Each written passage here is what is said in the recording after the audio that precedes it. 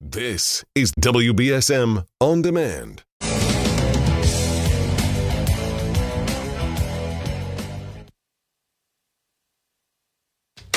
Good morning. Good morning. Merry Christmas, right? It is a beautiful day outside. It's kind of cold, so hopefully you're listening to me indoors. If you're on a police detail or something like that, working as a lineman for the power company, God love you. Those guys and gals, I guess, mostly guys though, they have a difficult job. Imagine being out last night working. That would have been crazy. But a lot of guys did. Years ago, I wrote a story, an opinion piece here on WBSM, saying what a great asset the men who work for the utility companies are, right? The power company. When I grew up in Freetown, a lot of my neighbors worked for the power company. Charlie Johnson, Bob Monroe, Chick Napier, who worked for the phone company, Bob Sylvia, who worked for the gas company. Just a ton of guys who worked for the utilities. And it really is, particularly now. What do we do without electricity? I know a lot of you lost electricity. I didn't, but a lot of people lost it last night. So, again, just a debt of gratitude we owe to the men and women who work for the utilities and keep the power and the heat on during those storms. Just last night through to this morning, we got 3.7 inches of rain. Now, we needed it. There's no doubt about that. But if you think about that as snow, that would have been 37 inches of snow. Can you imagine waking up this morning to 37 inches of snow in varying degrees all around the South Coast? I would not have liked that. So what do we say, folks, when we dodge something like that? God bless global warming, right? God bless God. Please, God, bless yourself. And thank you for global warming, both natural and whatever we can do to contribute to it, right? Had that been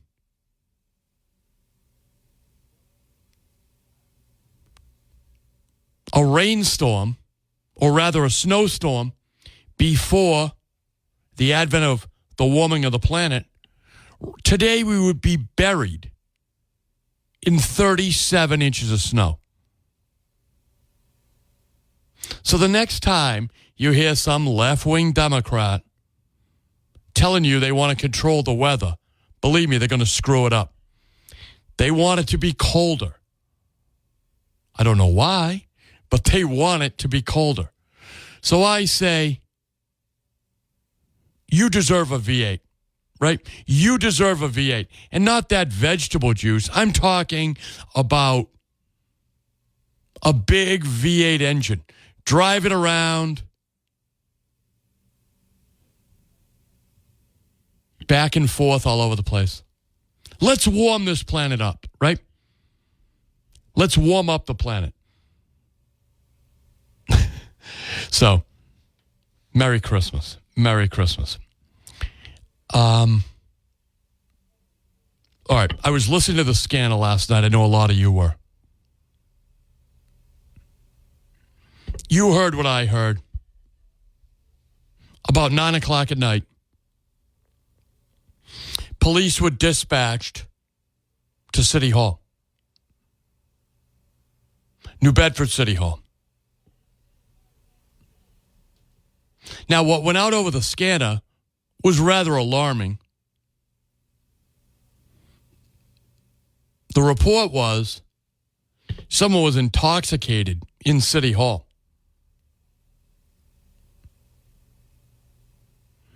Now, I'd just like to remind you that there are a lot of things that can look like intoxication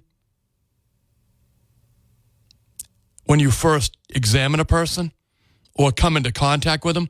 I had a fraternity brother who was diabetic, and he didn't take care of himself, as a lot of young guys don't, right? I wouldn't say I was taking care of myself either, right? I mean, we lived in a fraternity. We acted like fraternity guys. But I wasn't diabetic. He was. And there were 2 occasions where I thought he'd been drinking at noon. And I remember because we had a telephone in our room. This is early 90s. We had a landline in my room in the fraternity house. Most people didn't. So if you had to make a call to your family, to a professor, you would use one of a couple phones, one of which was in my room. And so I'm sitting on the couch, and I'm listening to this guy make a phone call to his professor. It's complete ragtime, right? Complete nonsense. And I didn't know what was going on, but it was his blood sugar had dropped, right? And one of the other guys in the house knew. So we gave him a soda and had him make a call back like an hour later to his professor and leave a voicemail explaining that he'd been in low sugar. And later on in life, when I was going through all my illnesses, well, I guess I still am, but I had been diagnosed with diabetes, but with the caveat that it was likely a side effect from the steroids and the other medication they were giving me that were causing me to gain a lot of weight, and that if I lost the weight, which I would lose, and watch what I ate, I wouldn't have to probably use insulin anymore. So there was a period in time where I was losing weight and getting back to a more normal, no steroids for my health issues, so that there was a time when I basically, it's now, but I was no longer diabetic, okay? No longer had to use insulin. But they weren't aware of that because they weren't testing me regularly, right? They were just saying, look, as the weight comes down, we'll keep track of it. And so I would take insulin after meals. But I was also watching what I was eating and losing weight. And so there was a time when I didn't need insulin anymore, but I was still using it, okay? And that caused me, before the doctors took me off the insulin, to have some bad side effects.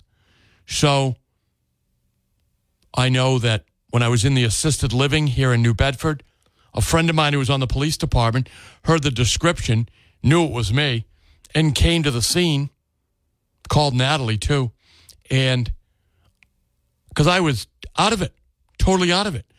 I admit, I appeared drunk. They didn't think I was drunk. They knew, but I thought I was. I couldn't make a complete sentence. I was out of it, okay? And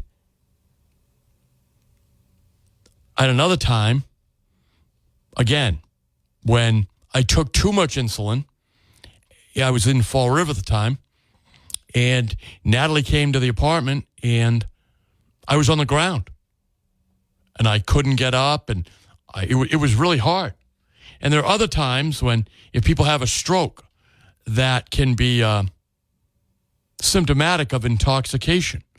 So while it went all over the scanner last night that somebody was intoxicated at City Hall, and listen, it may have been that they were, I don't know. But I heard that and I thought, there are other times when people exhibit, and they took her to the hospital, okay? The police came, they did the right thing. They had an ambulance, they took her to the hospital. And the other thing is, this time of year, people with substance abuse, it does come out. And it's always sad, and it's always correctable.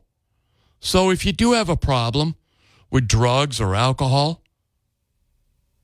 it's nothing to be ashamed of. You stayed too long at the party, throw a flare, ask somebody for help, right? I mean, if you got an alcohol problem, well, a lot of people do. It's really not a big deal. It's only a big deal if you let it go. If you have a problem with narcotics, you're playing Russian roulette, you ought to get yourself help. Ask for somebody that loves you to help you. If I'm your friend, you can tell me. I'll help you. There's nothing to be ashamed of, all right? Sometimes people stay too long at the party. There's a lot of great people out there that know how to help people. I'm not one of them, but I know how to get you somewhere. So if you got a problem, stop lying about it, first to yourself, and tell somebody. There's a lot of great people out there that'll help you. My former colleague, Phil Paleologos, he'll help you. Reach out to Phil, he'll help you. Like I said, there's no shame in developing a problem. And it's really not a problem. There are solutions. They're out there. People can help you. I'm not medically qualified to help you, but I'll certainly point you in the right direction. And look, I know people who are great people, and they were horrible people at one point when they were in the throes of drug addiction. And they'll help you. And I'll just leave it at that. That basically, there's a lot of things that look like narcotics or alcohol intoxication that are legitimate medical issues. And there are also people who have legitimate medical issues that involve narcotics and alcohol. And that's called a problem. And there's a lot of great people who can help you. So if that's the issue, it doesn't have to be. All right? You don't have to be ashamed of yourself. Just reach out for help. Have a drink if you need to. Have a drink and then go, hey, I need help, right? And a lot of good people that'll help you out. So whatever it is, there's usually a cure, right? Usually a cure. Anyway, Merry Christmas. Happy New Year. Let's we'll take a break and we'll come back. Open phones this morning. If you'd like to give me a call, I'd love to hear from you. 508-996-0500. We'll be right back. Can lead you to, right? In the 10 o'clock hour, we're going to have Representative Chris Markey, who, of course, is also a former prosecutor. We're going to have Chris in. We'll ask him about some of the recent trials that have been going on around the country. I'd like to have Chris's perspective on things. And, of course, we'll ask him about the legislature, too. And at 11 o'clock, we're going to have formally, well, I think he's got an announcement to make here, but he ran as an unenrolled candidate, Jesse St. Gelais. He's going to be in here at 11 o'clock. I think he's going to have an announcement to make. But 9 o'clock, we're going to kind of have open phones, 508-996-0500. We have this amazing situation in New York, right? This young guy, everything going for him, shot down another guy who had everything going for him. Murdered him like in cold blood. And more details are coming out about the young guy, the killer, the alleged killer. Extraordinarily bright. Everything going for him, right? It now turns out he'd been missing for like 30 days, maybe longer, from his family and his friends. No one had contact with him. And he'd had a back surgery that, when you see those pictures, right, the screws into his spine, crazy. You could understand how the pain, the loss of control, could make a person go insane, particularly if they already were flirting with radical tendencies and anti-capitalist, pro-Marxist views that he learned in the Ivy League. You see, then you throw in something like a surgery, a back injury. I mean, back pain is incredible. I just feel bad for everybody involved. I feel bad for the gentleman who was murdered, obviously, and his wife and children. That's horrible. I also feel bad for Luigi, the alleged killer. Likely the last food he ever ate outside of a prison will be McDonald's. Now, I do like McDonald's breakfast, don't get me wrong. But he's going to be plunged into a hell of state prisons and mental hospitals. I feel very bad for that young man, particularly if he's legitimately insane. It's a real tragedy, a real tragedy. Folks, the state of Rhode Island is about to open up the first safe drug use site. State authorized. They're going to have, it's on WPRI this morning, okay? WPRI, Channel 12, has a story up about the safe injection site that they're opening up in Providence, Rhode Island. The story is very detailed, which I like. Folks, they are going to, and remember, some people want to bring these to New Bedford. There are members of your own city council that want to bring these to the city of New Bedford. Now, there are members of the council that don't as well. Okay? But there are members of the council that want to bring safe injection sites to the city of New Bedford. There are people that want to bring them to the state of Massachusetts. Now, the story on WPRI.com, Channel 12, says that the state-sanctioned, state-funded safe injection site is going to have a couple of different rooms. They're going to have a room for smoking drugs. So I guess methamphetamine, crack.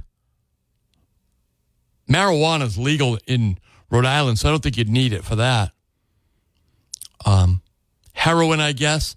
I assume any drug you can smoke, they're going to have a room for that. 2 rooms, actually. 2 rooms for smoking. And then they're going to have a room or 2 rooms for shooting up drugs. So I guess that would mean any drug you put in a needle and fire into your arm. The ratio for staff to a patient is going to be 4 drug users to 1 medical professional. Can you imagine having that job? Sitting down for an 8-hour shift with crackheads, heroin addicts, using, right? using meth heads. Can you imagine the chaos that's going to go on in that building? How often do you think people are going to say, this is it, I'm out of here? Because if you're a nurse or a doctor, I can't imagine you have much experience with crackheads and meth heads actively using. Heroin addicts, fentanyl addicts, actively using. Look, I get it that it will save lives. It will save lives. But I read the article, and it doesn't say that they have to stay there until they're not intoxicated. So you could, as I view it, you could take a hit of methamphetamine and then get up and walk out of that place. You could take a shot of cocaine and get up and walk out of that place. Take a shot of heroin, and I guess you really can't probably get up and walk out, and what are they going to do there? How long before prostitution's going on, drug sales? I mean, I can't, it sounds to me like an absolute living hell. Absolute living hell. Anyway, couple of topics on the table. Let's go to the phones. Good morning. Thanks for holding. Good morning, Chris. How are you? Good.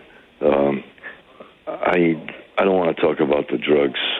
It's bad enough. I don't know why Americans are so weak on drugs, but they are.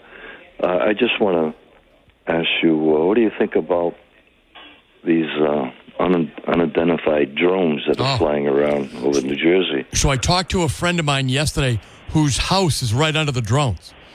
And she was telling me, so I know the congressman down there, Van Droon, I think his name is. He was a Democrat. He's become a Republican. He says they're Iranians coming off a ship. I remember a few years ago, maybe even months ago, when I read about that ship. It's a converted freighter they made into a drone aircraft carrier. Now, I don't know if it really is off the East Coast, but it's amazing to me that they're not shooting these drones down. What do you think? Yeah, well, I heard about that too. About someone saying they're all flying. These drones are all flying out to sea. Yes. But the White House officials are denying that. They denied the balloon, didn't they? Yes, they're denying it's any Iranians. They're denying it's Chinese. But it's just unbelievable that what's going on. How secure do you feel right now with this White House? Who is in charge over there? Seems like nobody's in charge.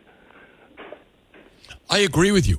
I think that, look, I thought months ago Kamala Harris should have implemented the 25th Amendment and put the president to bed, her and the cabinet, and took over the government of the United States.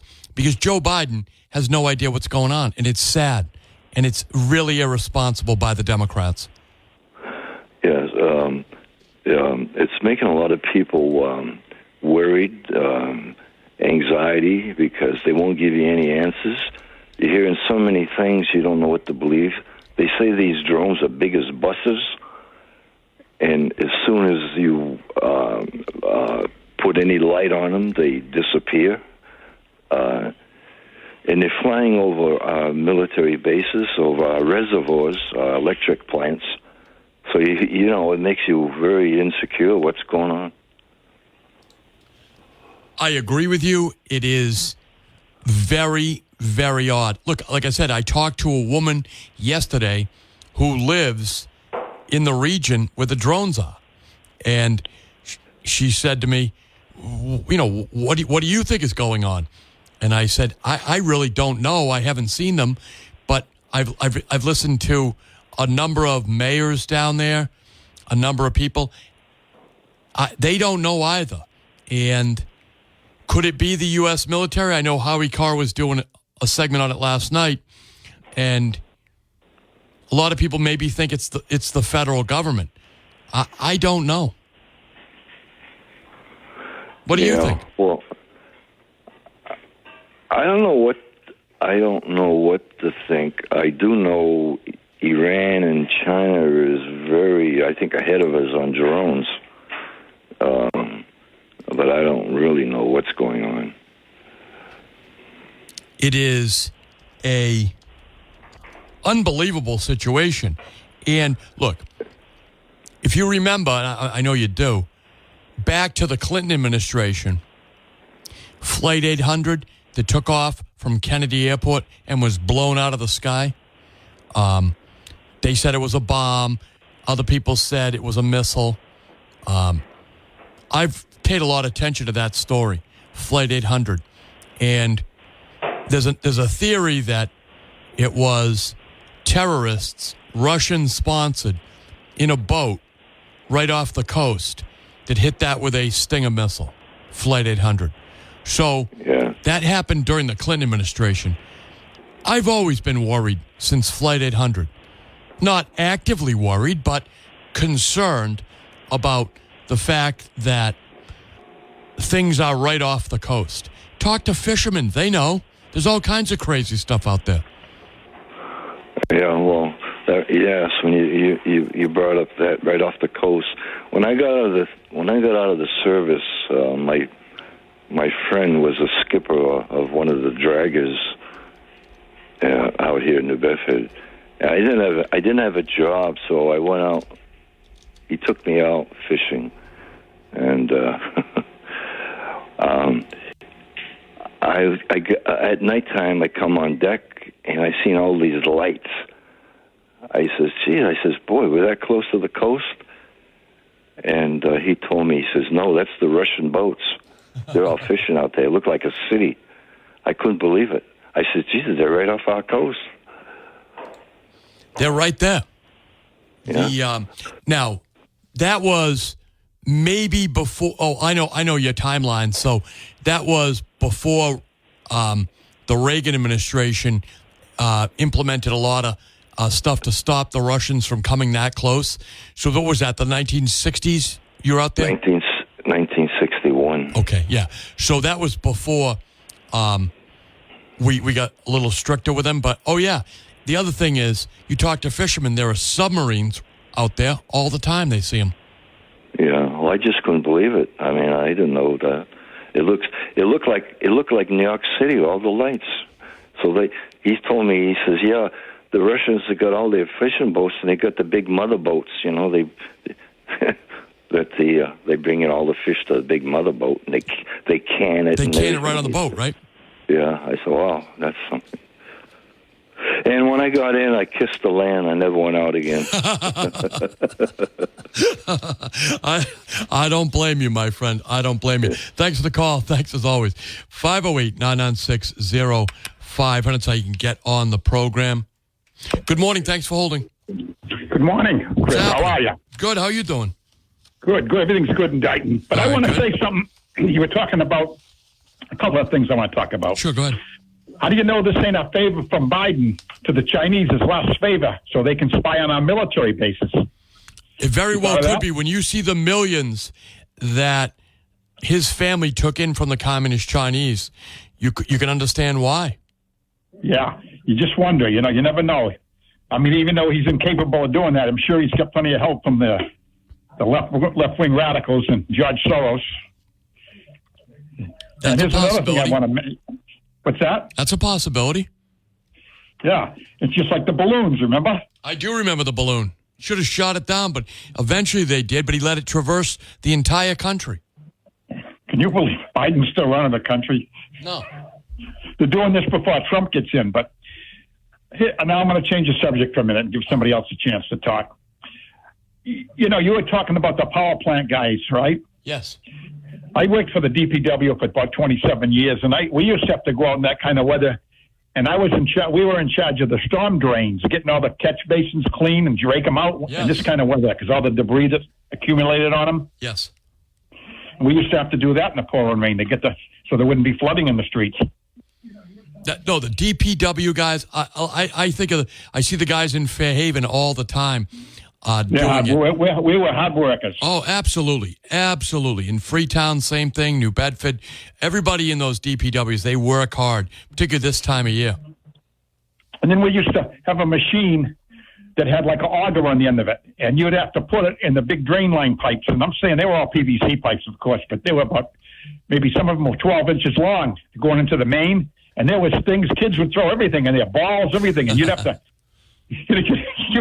one guy broke his hand once, Chris, because you turn it at the end, like what they called spinning it. And that's all kinds of pressure when you're spinning it, like a propeller, Right. So that's what I used did. to sell ice augers. Thanks for the call, my friend. I used to sell ice augers. I worked for a sporting goods store. We basically sold wholesale fishing tackle all over New England. And ice fishermen use ice augers to drill out the ice, right, to make a hole. They're pretty interesting piece of equipment. Anyway, 508-996, kind of all over the place. Let's go back to the phones. Good morning. Thanks for holding. Chris, good morning, sir. What's happening, Mike, buddy? Hey, I wanted to bring up the drug injection site. Okay. I think it's kind of discriminatory. All right. Because if I want to smoke a little wacky tobacco, yes, other than my own home, where can I go? Well, I bet you could go to this place. Yeah, if I want to go do some booger sugar, can I go there too? I would imagine you can.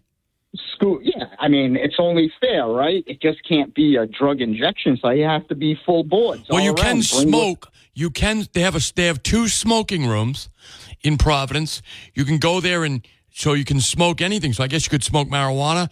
You could smoke methamphetamine, crack, whatever you want to smoke. Probably not a cigarette though. They're probably not allowing cigarettes to be smoked in that building. Yeah, quality has to be a quality. Right. I mean, in Massachusetts now, you need a license to do that. You can't even consume marijuana in cafes because until the licenses come through. But over here in Rhode Island, you go next door, it's a free-for-all. So I'm sure it'll only be a matter of time before it's in the great state of Massachusetts as well. Oh, no, they have a bill.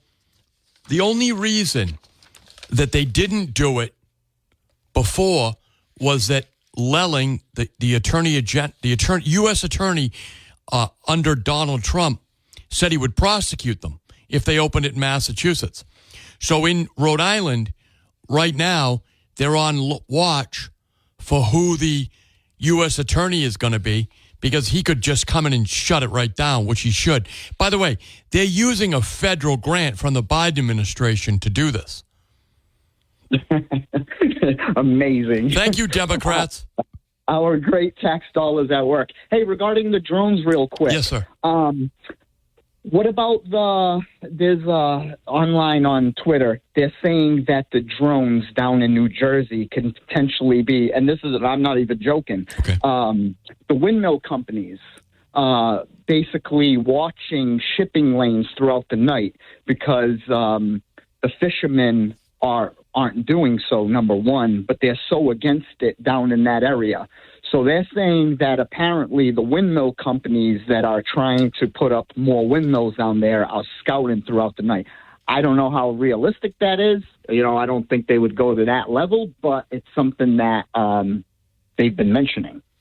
Well, that may be the case, but wouldn't the windmill companies come forward and say, this is us? I mean, I know there's a lot more pushback down there in the New York, New Jersey area than there is down here. So I don't know if, by doing... But here's another thing. Okay. Drones are federally,